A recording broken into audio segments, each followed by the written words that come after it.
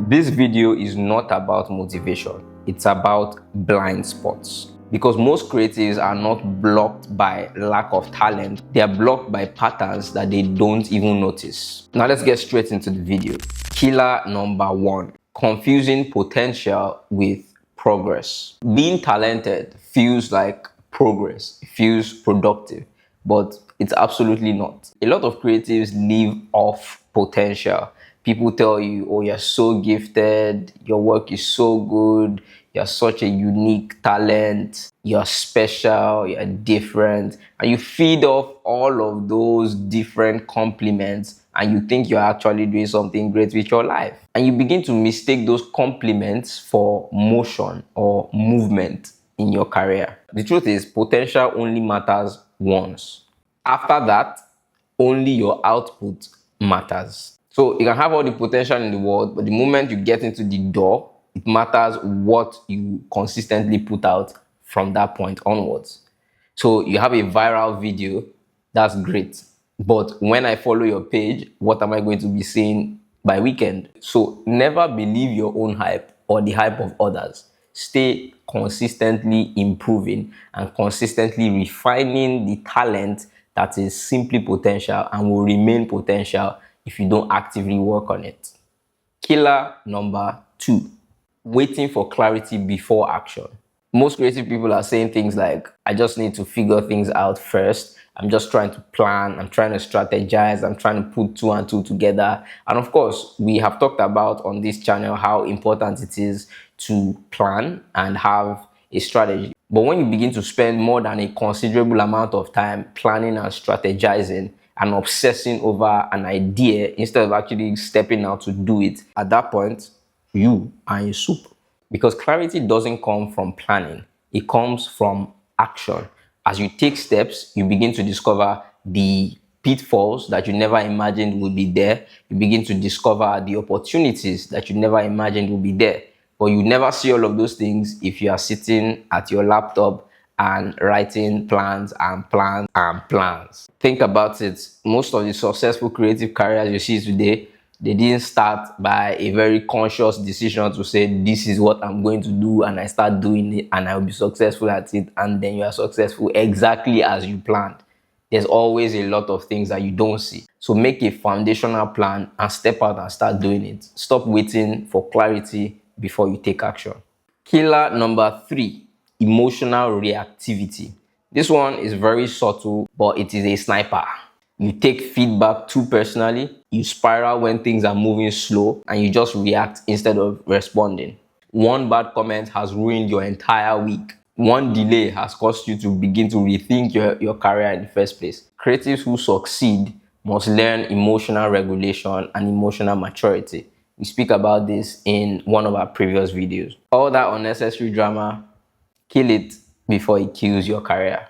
Killer number 4, and this one is a big one, it is lack of structure. Creative people love freedom, but the problem is we begin to mistake structure as a cage or a prison that limits us from creative freedom, when in actual reality, it only provides the environment for creativity to flourish consistently.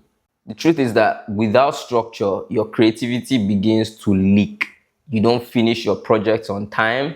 Your ideas remain in the drafts and they never see the light of day. Everything is just haphazard and inconsistent.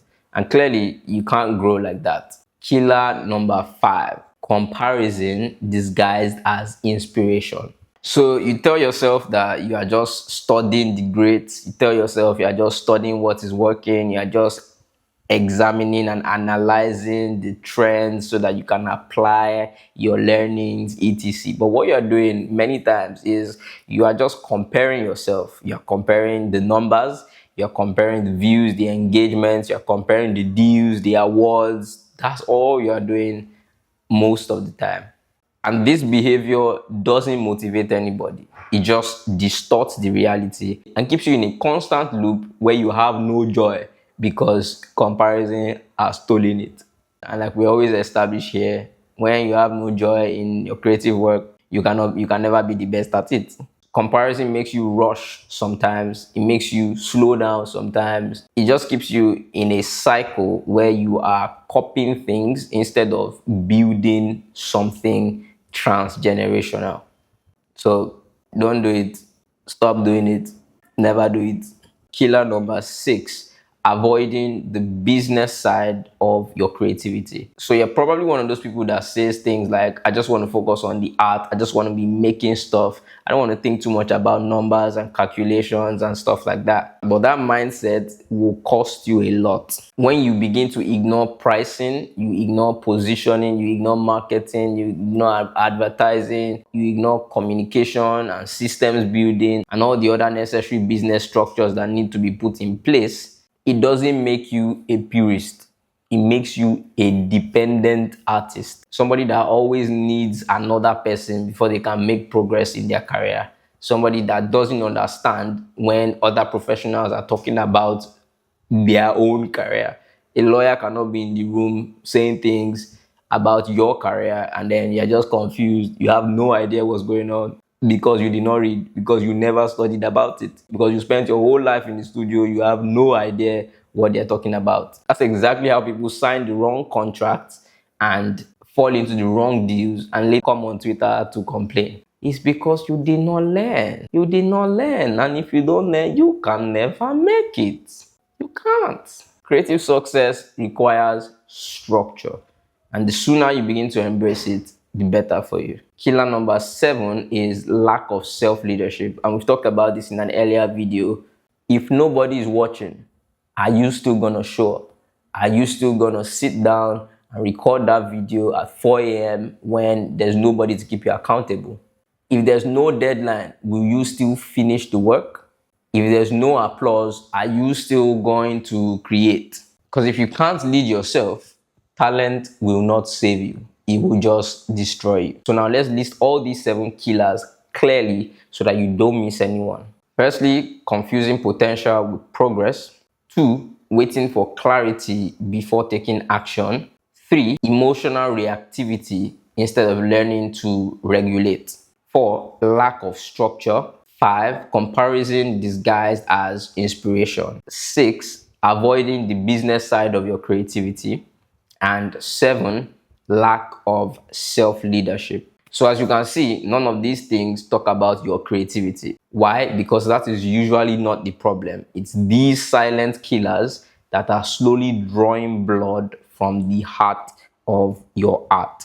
So the moment you identify and stop them, your growth stops feeling mysterious and then you begin to measure real progress. So if this video was helpful, make sure to like, subscribe, drop a comment, and send this video to a creative friend. And if you're a Christian and a creative that has the vision of infiltrating the media and entertainment spaces with kingdom ideologies, then you should join the Vein Academy. Link is in our description. See you inside.